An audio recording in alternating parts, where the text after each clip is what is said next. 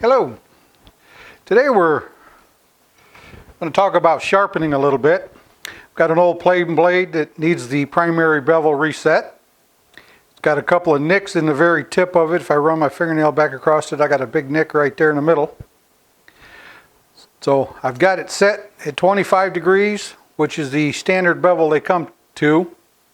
I'm going to reset the primary bevel.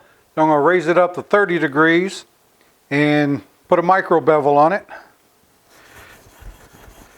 And basically I'm just using water stones. You can use diamond stones, oil stones, water stones, or the scary sharp method. These are water stones. This is Katata out of Amazon. And this is another Chinese company or Japanese company out of Amazon. These stones seem to be much harder than these, and these are working much better for me, so I think I'm going to stick with these for a while. These are my first set of stones. This is what happens when if you're lucky and you let them freeze and they're wet, it'll pop the glue apart. Instead of breaking them into a million pieces, you can still see the glue on the back of them. I use these now for doing card scrapers, things like that, something that's going to groove them. I use these for my chisels and my plane blades. To set my angle, I use my Wixie gauge based off my bench. In one of my next videos, I'm going to build a angle setting jig with a strop attached to it that I could just clamp in my vise. Then I can measure off of the ends to set my plane angles. And then when I'm done, I can just turn around and the strop is right there next to me. Let me run through this a little bit. And we'll see where we're at with the angle. Now, being a water stone, they are used for water as a lubricant, and it also keeps the dirt, or the swarf as it's called, out of the stone. Keeps the stone much cleaner. Now, a lot of people will say you're supposed to just go back, set it down, set it down. You can do it either way. I haven't seen a benefit going one or the other. Just doing it the way I'm doing it here, the back and forth method, you won't get the burr showing on the back, because as you push forward, you roll the burr back off. You're constantly abrading the burr away. Now, let's see here. Let me get my rag here and see where we're at.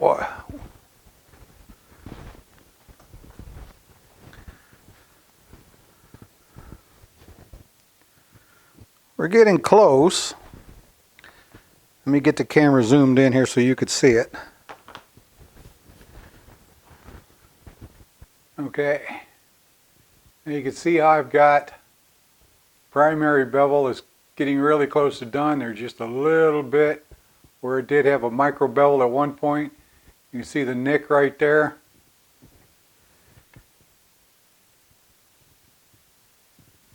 And you can see the nick in it right there. So about another 5 or so minutes on the stone and we'll have it good and cleaned up and ready for the next bevel.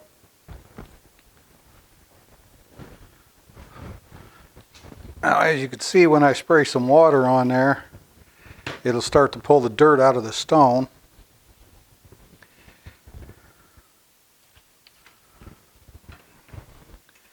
And we're just going to continue.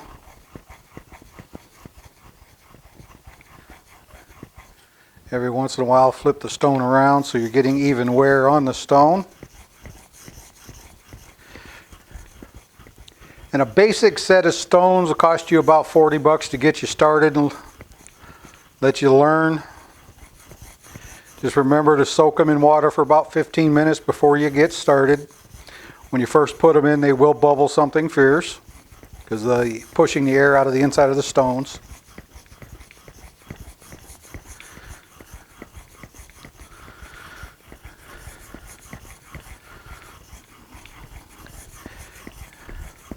And you only have to go to this extent once in a great while if you've put a big nick in it or something like that. Normally you could just go straight to your 3,000, your 8,000 grit stones, redo the secondary bevel that you put on there or the micro bevel,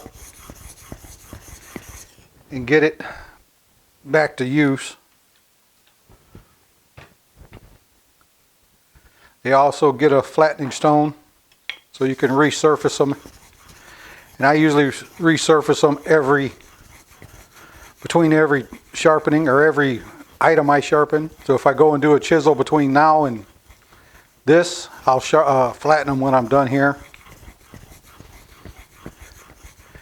And you can see how the water's keeping the dirt or the metal shavings out of the stone for the most part. Let's stop and take a look, see where we're at. Very close. Now this is a 400 grit. Then the bottom of it is 1,000 grit. The other stone I've got is 3,000 and 8,000.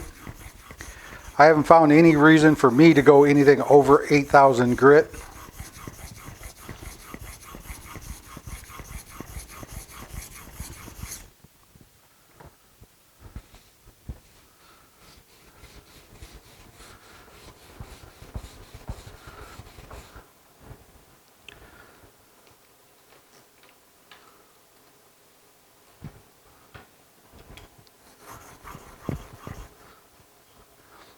I like using the little plastic boot mats to keep any water off of my bench.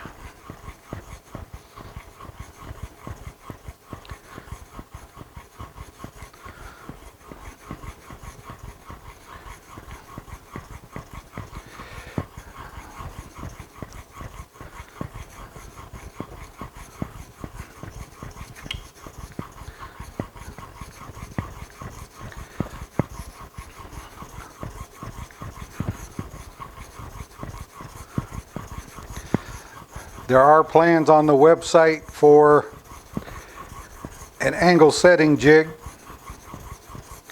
with the measurements needed.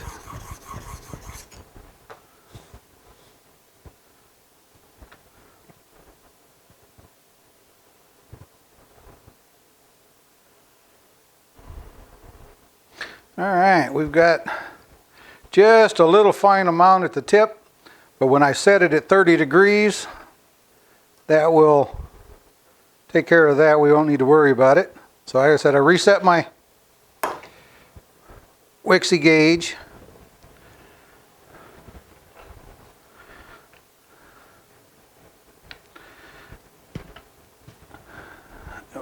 Need that.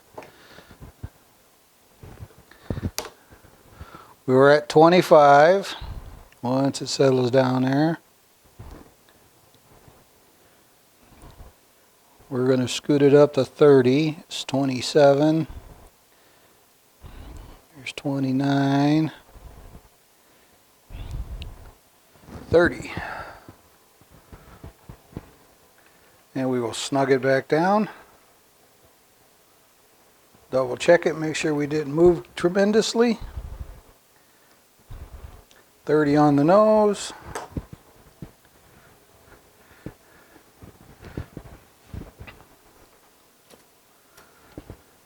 Now we will give us a 30-degree bevel here. This shouldn't take too long, and you don't need to be, or it doesn't need to be extremely wide across the depth-wise on the tip.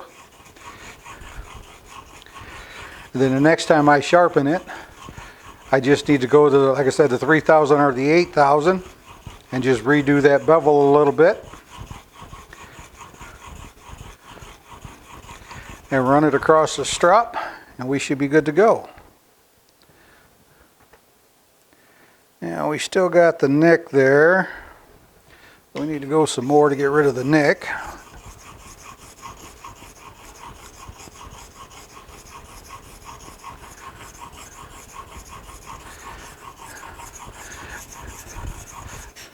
Now sometimes your eclipse jigs aren't exactly square, and if they're not, you can always push down a little bit on one side or the other to get your tip across or your cut across.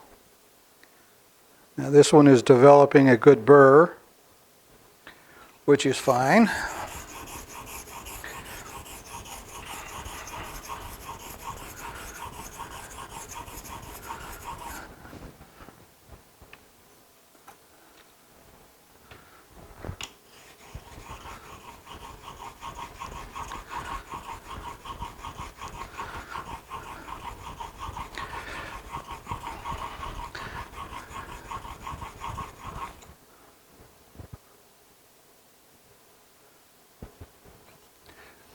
Remove the burr off the back so I can get a better feel of what I got going on.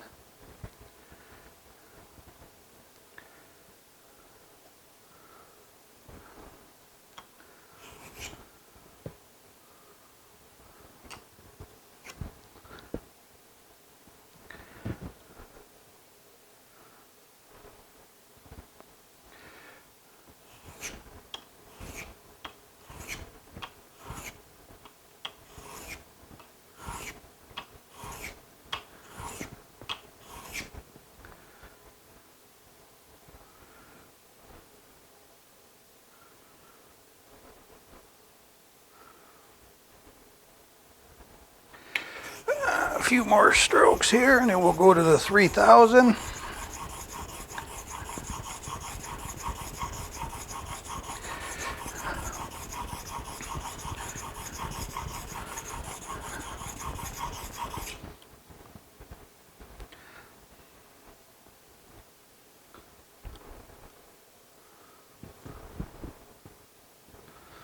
All right, we'll bring this over to the camera here.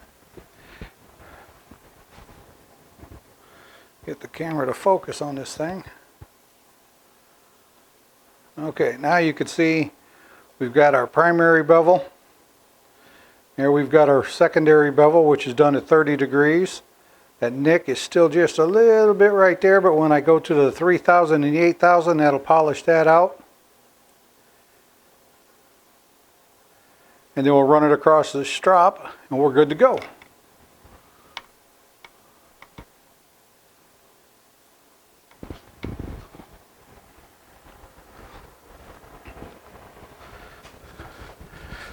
And I always like to set my stones back in the water after I use them for a little bit, just so they kind of soak and clear the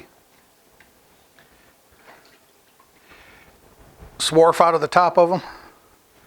Now here's our 3000.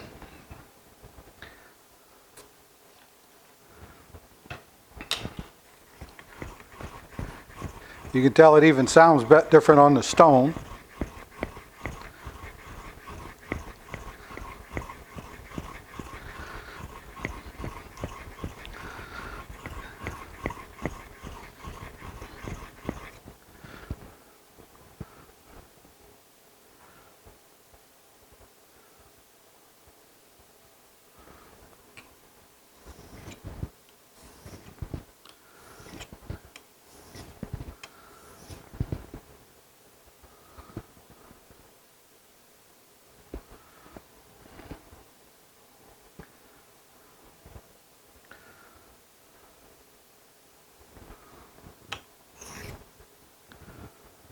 All right, now we'll flip it over to our 8000.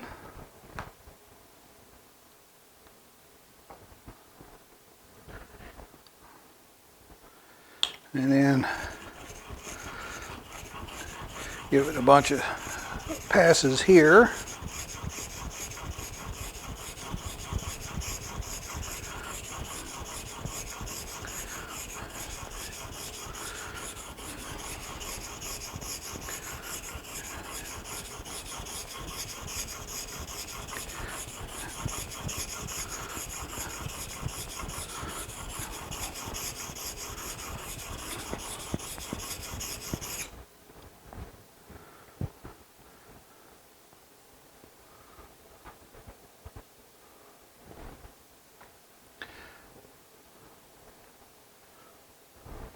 My water rag's a little on the wet side. Let me grab another one.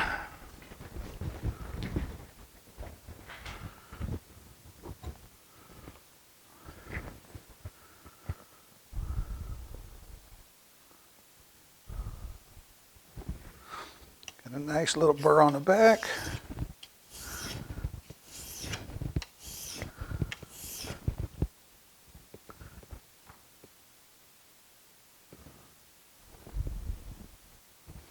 Okay.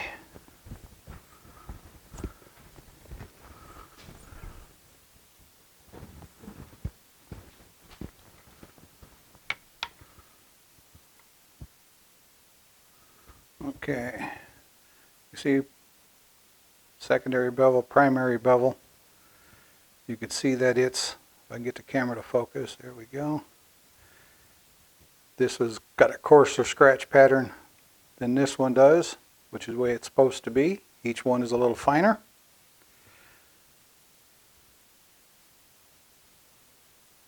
Now we're going to run it across the strop.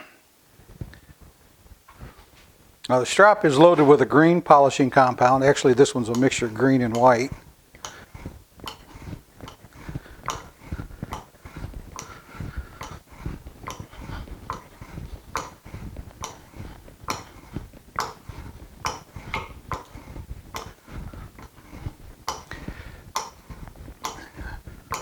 You can do this all by hand.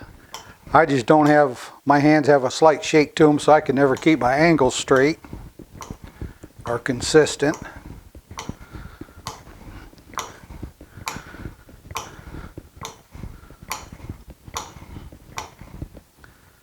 Let's see what we look like now here. Lost my rag. There we go.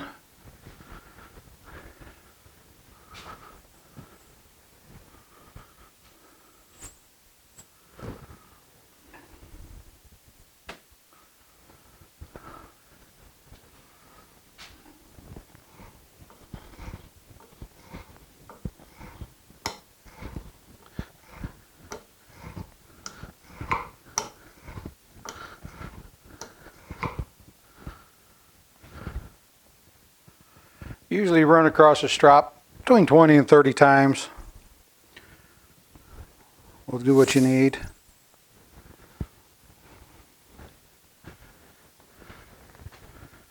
And back to focus issues.